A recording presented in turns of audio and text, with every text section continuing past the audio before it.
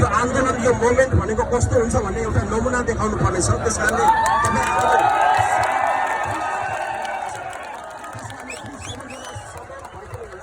भोलिको दिनमा आन्दोलन गर्छौँ भन्नेहरूको लागि पनि आन्दोलन कति शान्तिपूर्ण हुन्छ, कति सौहार्द हुन्छ भन्ने कुरा चाहिँ यो पुस्ताले देखाउनेछ।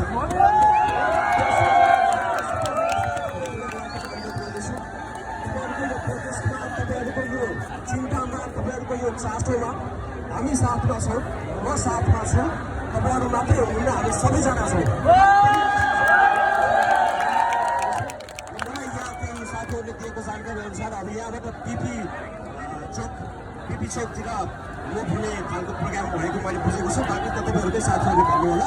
तपाईँहरूको सबैजनाको जे चाहिँ किसिमको यहाँ आउने आफ्नो चेतना विकास गर्नुभएको छ र जुन किसिमको यहाँ आउने एउटा देशमा सुशासन कायम हुनुपर्दछ, भ्रष्टाचार नियन्त्रण हुनुपर्दछ भन्ने जुन खालको मोमेन्ट तपाईँहरूले सुरु गर्नुभएको छ, यसमा हामी सबैजना साथमा छौँ। म साथमा छु।